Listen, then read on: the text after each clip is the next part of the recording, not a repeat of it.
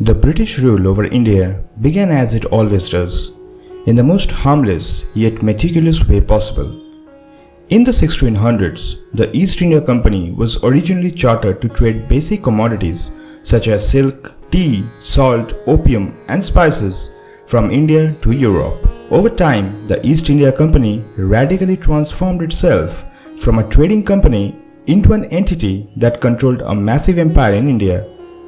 Britain, through the East India Company, was able to dominate the Indian subcontinent, which includes modern-day India, Pakistan, Bangladesh, and Sri Lanka from the 1750s. The British effectively ruled the subcontinent for almost 2 centuries, from 1750s until 1947, with relatively little opposition and unrest. The British ruled over India for a period of 200 years. The tale of how a small European island managed to conquer a nation at least 20 times its size and thousands of miles away is fascinating and nothing short of a miracle. But how did all this happen? What events led to the absolute British dominance in such a humongous territory, ranging from Afghanistan in the west to Burma in the east at its peak? Finding the answer to this question can not only clear some clouds over the past, but might also prove to be important for some socio-political realizations for the present.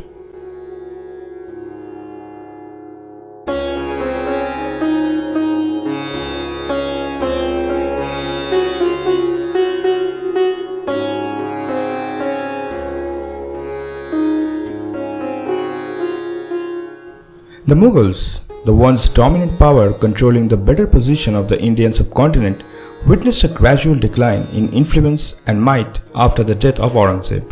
By 1750, the Mughal Empire was in decline. Even at the height of their power, they were unable to directly administer their territories and they often delegated authority to appointees. These local rulers were to supply soldiers and the equipment to the Mughal army and pay taxes. Over time, these local leaders became increasingly powerful and became independent of the Mughal court. This weakened the Mughal Empire further. The Mughal dynasty has also been undermined by the invasion of an empire by the Afghan warlord who even sacked Delhi, the capital of the empire. The Hindus were also seeking independence after centuries of subjugation under Muslim rule, and the Maratha Empire rose to prominence, which further led to the weakening of the Mughal dynasty. Costly wars and revolts brought the once prosperous empire to its knees and also made it go bankrupt. By 1750s, much of India only paid nominal obedience to the Mughal Empire, and the emperor was only a figurehead in Delhi. In reality, power was now in hands of a multitude of Muslim and Hindu local rulers, known as Rajas or Sultans. India was politically fragmented by the time the British started to expand in India, and this greatly facilitated their growing influence in the subcontinent. If Britain had been faced with a stronger government and more unified power, it is highly unlikely that they would have been able to establish their empire in South Asia.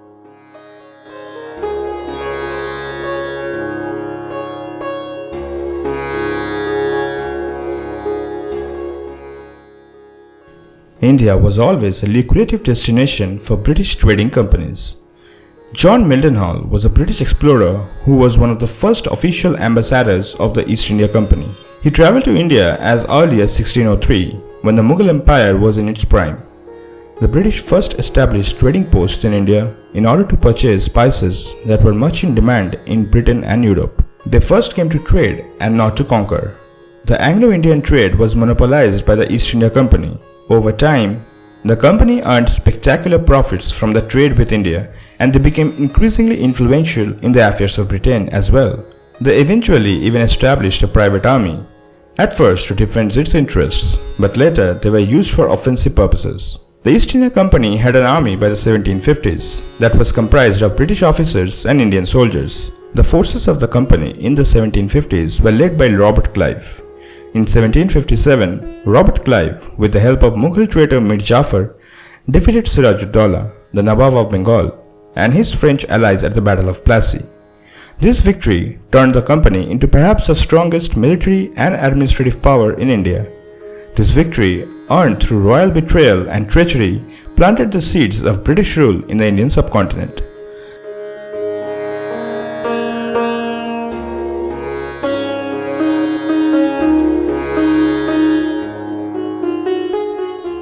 By 1760, much of the subcontinent was under the direct or indirect influence of the East India Company. The company was in turn influenced by the British government, who used it to further its interests in India. London effectively let the East India Company rule India in its name. In the remaining decades of the 18th century, the British, through the East India Company, expanded their influence and gained control of one region after another with their advanced military might. They were resisted by native monarchs such as Tipu Sultan and the powerful Sikh Empire.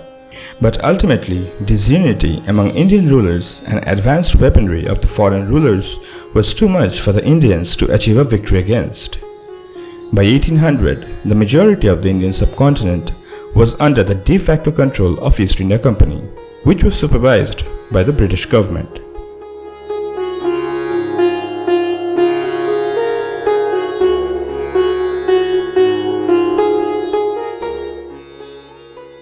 The initiation and the later spread of British rule in India can be attributed to the failures of Indian rulers more than the might of the British Empire.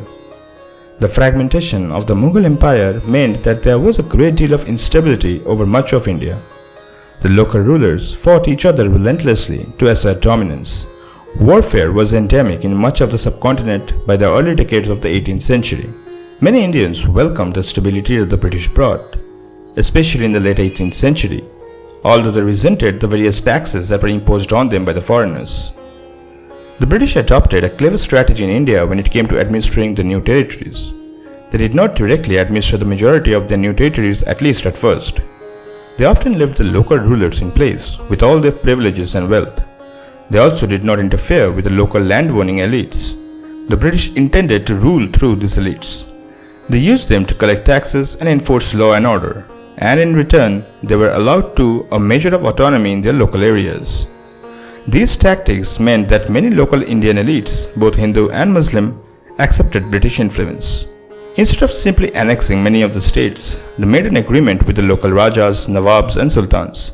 They agreed not to attack local rulers as long as they remained loyal to the British, and they agreed to be puppet rulers.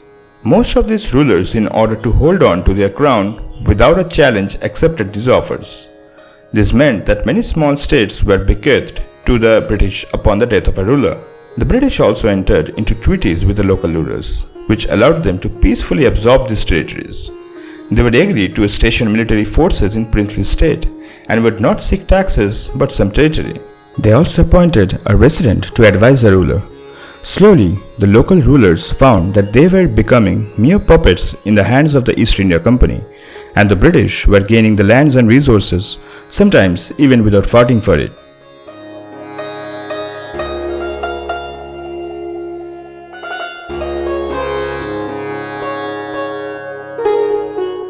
One of the most important cards that the British played during their initial days of governance in India was religious tolerance.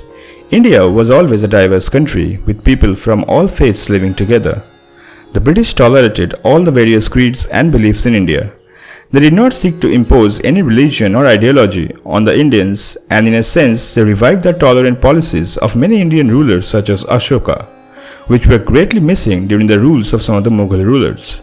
This reconciled many Indians, especially the Hindus, to the British Raj, who were enjoying a newfound freedom to follow their customs and rituals without interference after centuries of subjugation under Muslim rule. Furthermore, the British adopted a light-touch approach to government, and they did not interfere with Indian customs and way of life. In fact, many Indians had no direct contact with the British in the early decades of their rule, and this meant that there was relatively little popular opposition to their rule. In fact, the first major religious conflagration came in 1857, almost a century after the Battle of Plassey, which led to the Sepoy Mutiny, often known as the First War of Independence in India. This was a hugely significant strategy by the British, which proved essential in laying the foundation of British rule in India.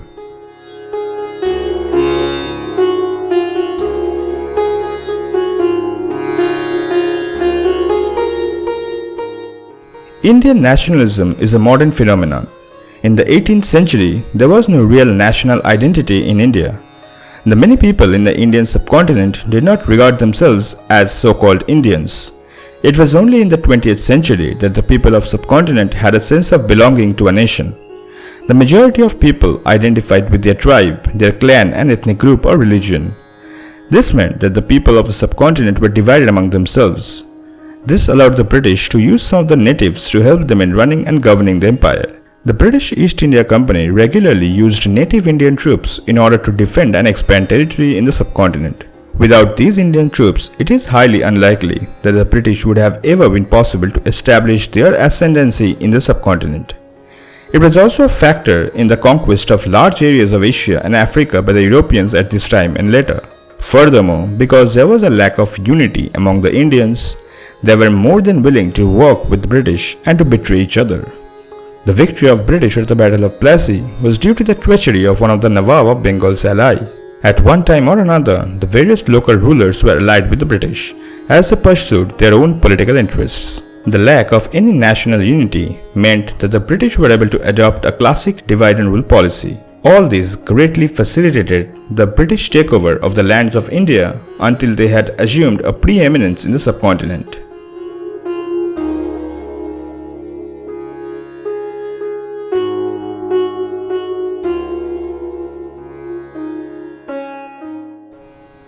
A small country like Britain, thousands of miles away from mainland India, should never have been able to conquer the Indian subcontinent by any sort of direct approach. More than military might and technological advantage, the conquest of India by Britain was based on meticulous and tedious approach, planning betrayal and disharmony between the powers ruling India at the time, and made them capable to rule the subcontinent for the next 200 years. The most important lesson we can learn from this chapter of history is no matter how large or populous a country is, it can be torn to pieces and overtaken by foreign power if there is mistrust, disharmony, and unhealthy politics brewing at its core. I hope you found this video interesting. I am an avid lover of history, and I aim to bring more such important chapters in Indian and world history in impartial and critical way to you. Do leave a like on this video if you think this is informative. Share this with your friends and family so that more and more people are made aware of our history and how that can affect socio-political scenario even today.